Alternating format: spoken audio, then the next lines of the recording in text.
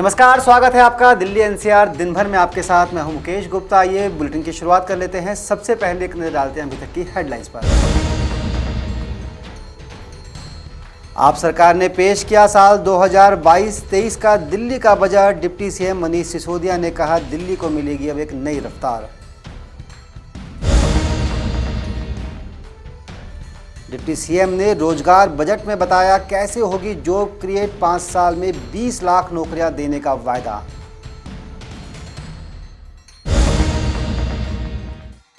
CM Kejriwal ने रोजगार budget को सराहा, हर वर्ग का ख्याल रखने के लिए डिप्टी सीएम की तारीफ। दिल्ली एनसीआर में 5वें दिन भी हुआ महंगा पेट्रोल डीजल, लोगों पर महंगाई की डबल मार। और गाजियाबाद के फाइनेंस शोरूम से 10 लाख की लूट का खुलासा, मुठभेड़ के बाद पुलिस ने एक आरोपी को किया गिरफ्तार। अब खबरें विस्तार से। दिल्ली के डिप्टी सीएम और फाइनेंस मिनिस्टर मनीष सिसोदिया ने साल 2022-2023 का दिल्ली का बजट पेश कर दिया है। दिल्ली सरकार ने इस बजट को रोजगार बजट का नाम दिया है। आपको बता दें कि इस बजट में शिक्षा, स्वास्थ्य, एजुकेशन सहित तमाम उन बिंदुओं को उठाया गया जिससे दिल्ली के विकास को एक नई रफ्तार मिलेगी। आइए आपको दिखाते हैं डिप्टी सीएम मनीष सिसोदिया ने बजट पेश करते हुए क्या कुछ खास कहा। दिल्ली सरकार ने विधानसभा में साल 2022-23 का वार्षिक बजट पेश किया। दिल्ली के उप मुख्यमंत्री और वित्त मंत्री मनीष सिसोदिया ने ये बजट पेश किया और इसे रोजगार बजट का नाम दिया है। इस बजट में मनीष सिसोदिया ने रोजगार और नौकरियों को लेकर अधिक फोकस दिया है और जनता से कई वादे किए हैं। महत्वपूर्ण कदम है कि हमारे अधिक से अधिक दिल्ली वासियों के पास एक सम्मानजनक रोजगार होना चाहिए, उनके पास एक जॉब होना चाहिए। इसलिए इस बजट में और 2047 को देखे गए सपने को पूरा करने के पहले कदम के रूप में मैं इस सदन के समक्ष रोजगार बजट आज प्रस्तुत कर रहा हूं। इसका नाम है रोजगार बजट। इसमें प्रस्तुत योजनाओं के माध्यम से हम न सिर्फ दिल्ली के बाजारों की और व्यापार की रौनक और उसकी गरिमा को लौटा लाएंगे, 21वीं सदी के वर्तमान और भावी व्यापार को भी हम दिल्ली में प्रोत्साहित देंगे। और इन सब प्रयासों से जो मैं इस बजट में रखने जा रहा हूं, इन सब प्रयासों से अगले 5 साल में दिल्ली में कम से कम 20 लाख नई नौकरियां पैदा होंगी। 20 लाख नई नौकरियां पैदा होंगी। सरकारी दफ्तर में जिस काम के लिए रोजगार के साथ ही दिल्ली के विकास को रफ्तार देने के लिए इस बजट में दिल्ली के बाजारों, फूड व्यंजन, महिलाओं के लिए अवसर, शिक्षा, स्वास्थ्य से जुड़े विकास को लेकर भी कई घोषणाएं की गई हैं। इस रिपोर्ट के जरिए आपको बताते हैं कि इस बजट में दिल्ली वालों के लिए क्या क्या खास है। अगले 5 साल में दिल्ली के 20 लाख लोगों को रोजगार देने का वादा किया। रिटेल मार्केट के लिए दिल्ली शॉपिंग फेस्टिवल किया प्रपोज। दिल्ली के होलसेल के लिए दिल्ली होलसेल मार्केट फेस्टिवल लगाएंगे। दिल्ली बाजार पोर्टल शुरू कर दिल्ली के छोटे छोटे स्थानीय बाजार और उनके दुकानदारों को ग्राहकों से जोड़ने का उद्देश्य। गांधीनगर मार्केट को बनाएंगे ग्रेट गारमेंट हब। अगले 5 साल में सोलर प्लांट की क्षमता को 2500 मेगावाट तक पहुंचाने का लक्ष्य है। स्कूल के स्तर से बच्चे नौकरी मांगने वाला नहीं, नौकरी पैदा करने वाला बनाने पर जोर। इसके लिए सरकार ने बिजनेस ब्लास्टर प्रोग्राम शुरू किया। दिल्ली की नाइट इकोनॉमी और रोजगार के लिए फूड ट्रक नीति की शुरुआत। नई फिल्म पॉलिसी ला रही है दिल्ली सरकार और इंटरनेशनल फिल्म फेस्टिवल भी आयोजित होगा। मोहल्ला क्लिनिक और पॉली क्लिनिक के लिए 478 करोड़ रुपए का प्रावधान। नई स्टार्टअप नीति के लिए दिल्ली सरकार एक इंक्यूबेशन सेंटर स्थापित करेगी। मार्केटिंग, मेंटरिंग और निवेश के लिए सम्मेलन आयोजित करेगी। रोजगार बाजार 2.0 में महिलाओं पर होगा फोकस। स्मार्ट अर्बन फार्मिंग के तहत महिलाओं के लिए नए रोजगार। हेल्थ सेक्टर के लिए 9,669 करोड़ रुपए। मोहल्ला क्लिनिक और पॉली क्लिनिक के लिए 475 करोड़। सरकारी अस्पतालों को अपग्रेड करने के लिए 1900 करोड़ रुपए आवंटित। शिक्षा के लिए 16,278 करोड़ रुपए आवंटित किए गए। अनाधिकृत कॉलोनियों में नालों, गलियों, जलापूर्ति के लिए 1300 करोड़ रुपए आवंटित।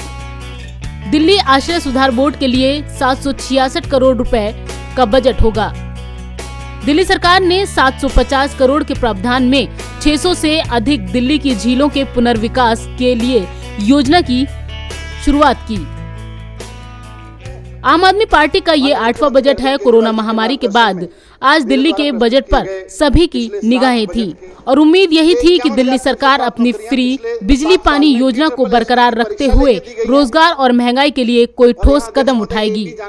लिहाजा दिल्ली सरकार ने लोगों की उम्मीदों पर खरा उतरने की कोशिश की है और रोजगार बजट के जरिए दिल्ली वालों के लिए कई ऐलान किए हैं। DSSP के अधिकारियों को नवोदय टाइम्स के लिए संगीता सिंह की रिपोर्ट, दिल्ली। मैंने उनसे प्लान बना के लाने को कहा।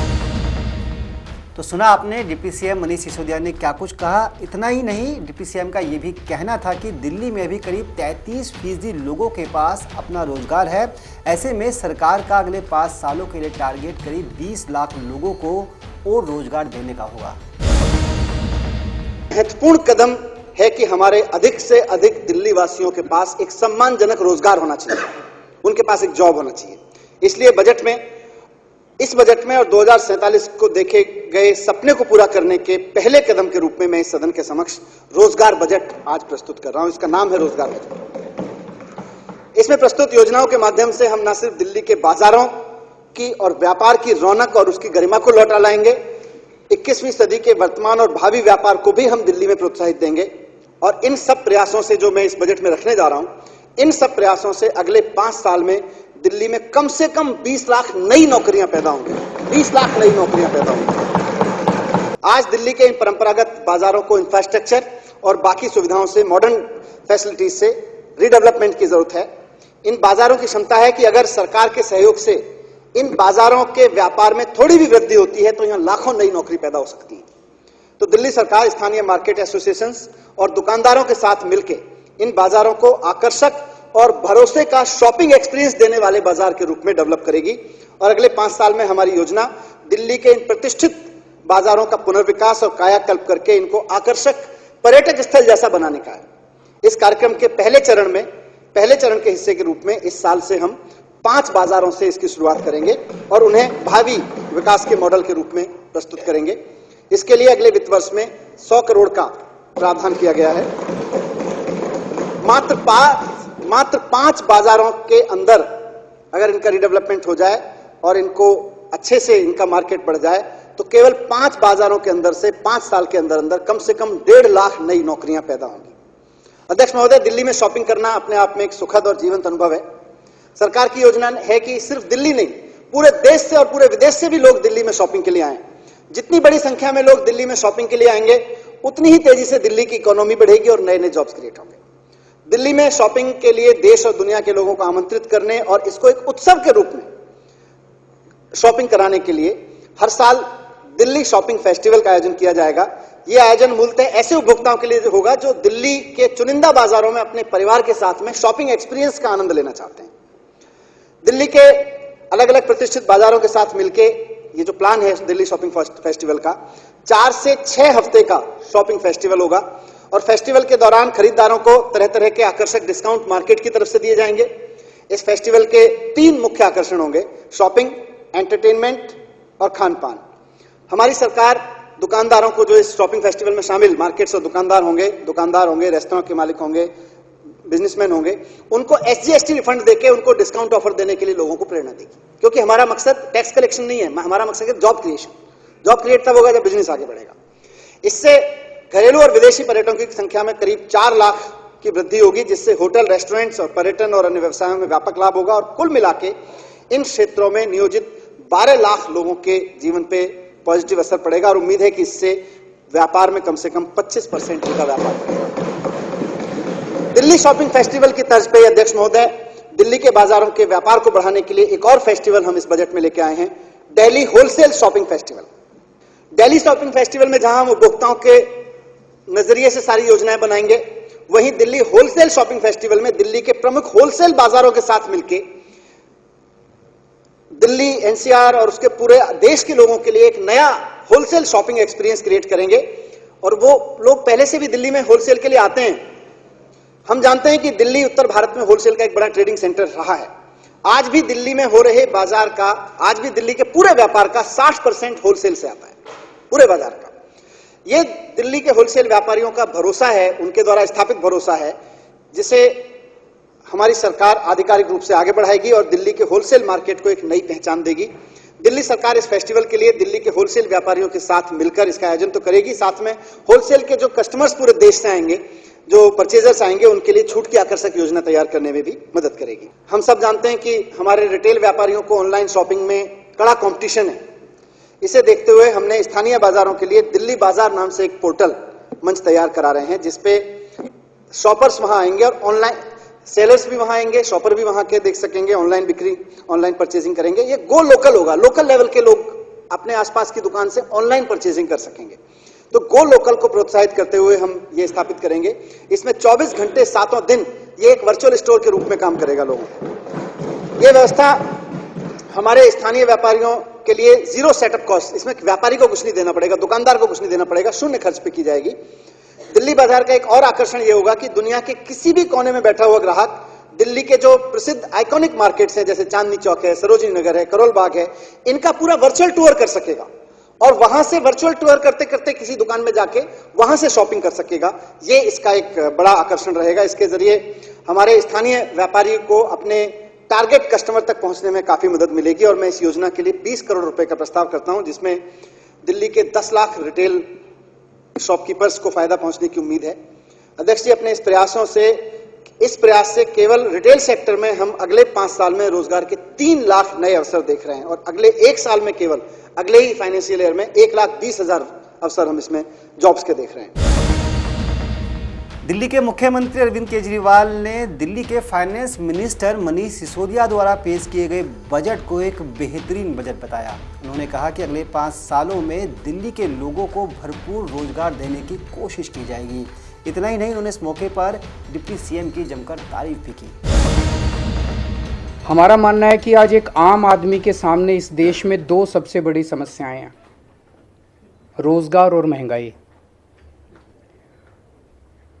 और इसको लेके अभी जैसे पंजाब में हमारी सरकार है, पंजाब में हमारी सरकार ने सरकार बनते ही 25,000 नई सरकारी नौकरियों का ऐलान किया, जिसका 1 महीने के बाद जिनकी भर्ती होने वाली है।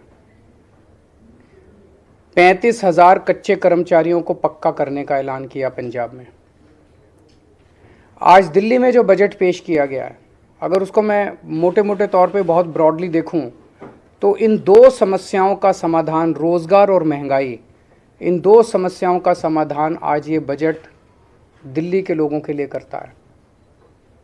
इतने बड़े स्केल के ऊपर, इतने क्रिएटिव और इनोवेटिव तरीके के साथ मुझे नहीं लगता, रोज़गार पैदा करने के लिए मुझे नहीं लगता आज तक कभी भी किसी भी सरकार ने प्रयास किया है जो आज इस बजट के ज़रिए किया गया है।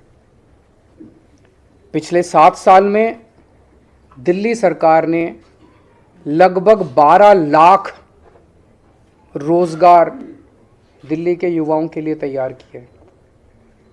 इनमें 1,78,000 रोज़गार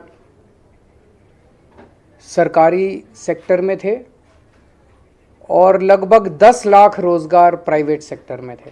12 लाख रोज़गार पिछले 7 साल के अंदर दिल्ली में आम आदमी पार्टी की सरकार ने तैयार किए।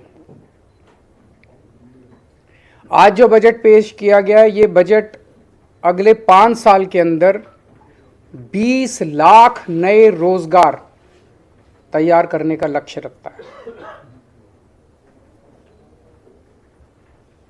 ये बात कहने के लिए भी हिम्मत चाहिए कि हम अगले 5 साल में 20 लाख रोजगार देंगे। ये कोई चुनावी वादा नहीं है, आज कोई चुनावी सभा नहीं थी। आज विधानसभा के अंदर बजट रखा गया और बजट में 20 लाख रोजगार तैयार करने का एक पूरा खाका देश के सामने रखा गया। ये बहुत ही बोल्ड बजट है, बहुत ही इनोवेटिव बजट है और इसके लिए मैं मनीष सिसोदिया जी को और उनकी पूरी टीम को बहुत बहुत बधाई देता हूँ। यही आज लोगों की सबसे ज़्यादा ज़रूरत है। कोरोना की वजह से बहुत सारे जॉब्स चले गए, हर घर के अंदर तकलीफ़ है, लोगों के पास नौकरियां नहीं हैं, लोगों के पास जॉब्स नहीं हैं। दूसरी सबसे बड़ी समस्या लोगों के सामने है महंगाई की। महंगाई बहुत ज़्यादा बढ़ गई है, एक आम आदमी को अपना घर चलाना मुश्किल हो गया है। इसमें भी बहुत सारी चीज़ें ऐसी हैं जो दिल्ली के लोगों को, केवल और केवल दिल्ली के लोगों को मिल रही हैं और वो जारी रहेंगे।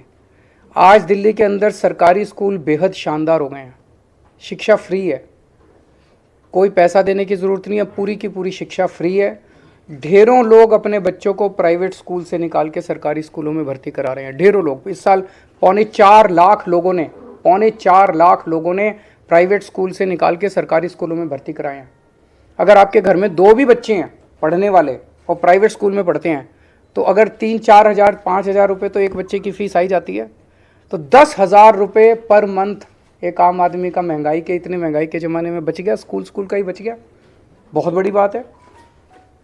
हेल्थ के क्षेत्र में दिल्ली अकेला देश, पूरे देश के अंदर दिल्ली अकेला राज्य है जहाँ पे हर आदमी, चाहे अमीर हो चाहे गरीब हो, उसका पूरा इलाज मुफ्त है। अगर आपको थोड़ा सा बुखार हुआ, मोहल्ला क्लिनिक जाइए, आपको डॉक्टर दवाई देगा, डॉक्टर भी फ्री, दवाइयाँ भी फ्री, टेस्ट भी फ्री, सब कुछ फ्री। अगर आपको कोई बहुत बड़ी बीमारी हो गई जिसमें 20 लाख, 30 लाख, 40 लाख का खर्चा आता है, आप जीटीबी जाइए, एलएनजेपी जाइए, जीबी पंत जाइए, दिल्ली सरकार के 38 बड़े बड़े हॉस्पिटल है, किसी में भी जाइए, सारा इलाज फ्री है। सारा पैसा दिल्ली सरकार देगी, आपसे पूछा नहीं जाएगा आप अमीर हो कि गरीब हो, बीपीएल के कार्ड की ज़रूरत नहीं है। आप अगर कोई टेस्ट कराना है, एमआरआई कराना है, सीटी स्कैन कराना है, जो भी कराना है, दिल्ली सरकार के हॉस्पिटल्स में फ्री है। हॉस्पिटल में टेस्ट ना हो पाए, आप प्राइवेट में करा लो, सारा रिम्बर्स किया जाता है। इस तरह की हेल्थ सिक्योरिटी जो है, मुझे नहीं लगता देश तो छोड़ो, दुनिया में कहीं इस किस्म की हेल्थ सिक्योरिटी कहीं किसी भी राज्य के सिटीजन्स को दी गई है।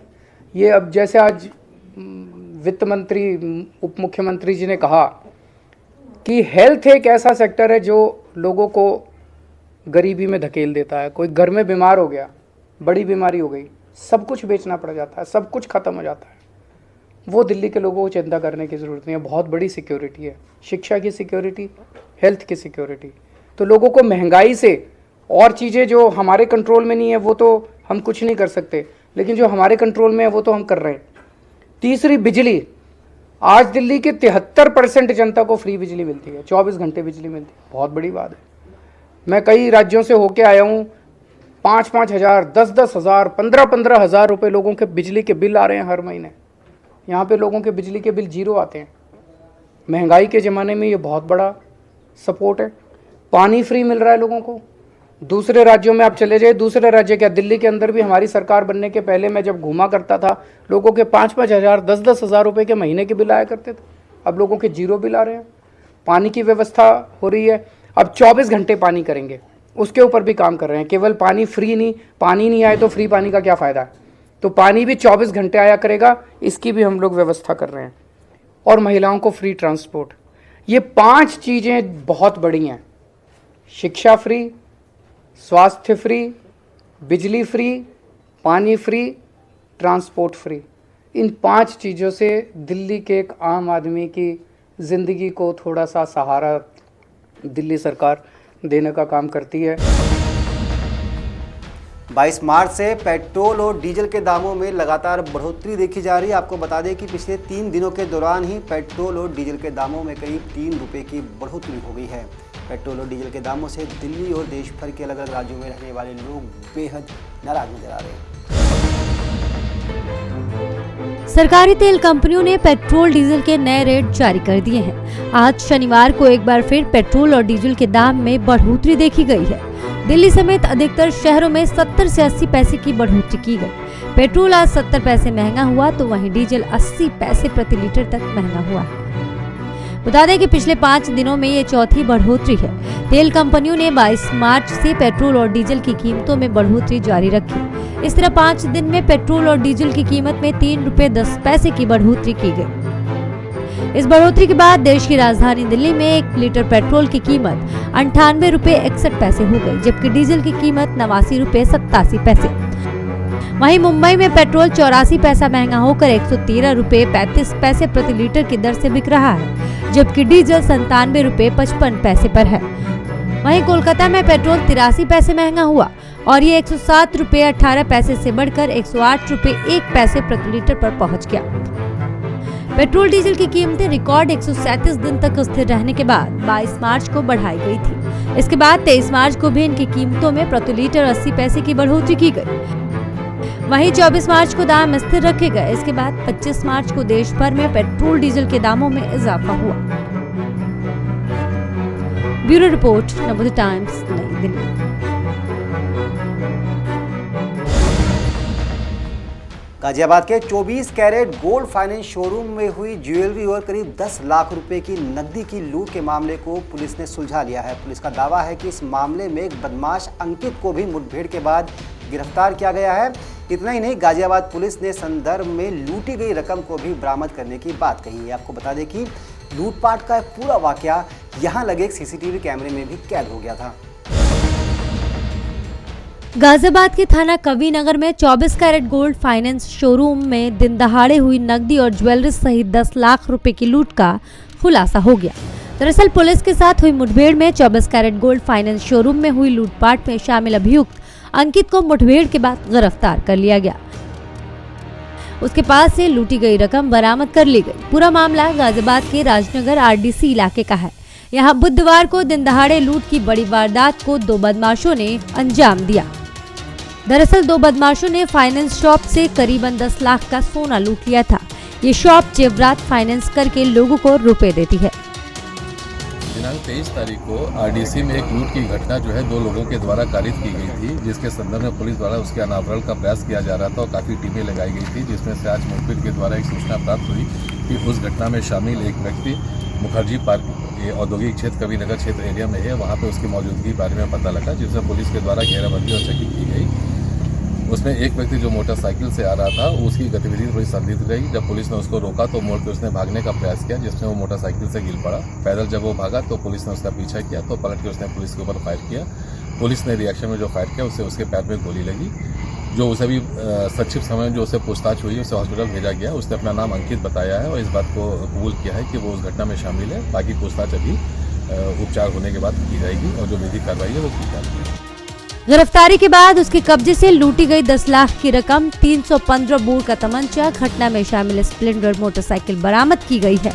इस घटना में शामिल अन्य व्यक्ति की तलाश की जा रही है। फिलहाल मामले की वैधानिक कार्रवाई जारी है। गाजियाबाद से नवोदय टाइम्स के लिए विकास कुमार की रिपोर्ट।